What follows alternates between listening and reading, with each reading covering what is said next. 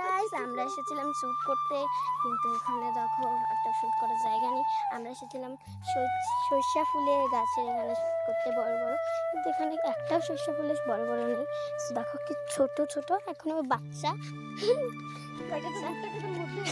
একটা সর্ষা ফুল গাছ ভুট্টার ক্ষেতের মাঝখানে হয়েছে।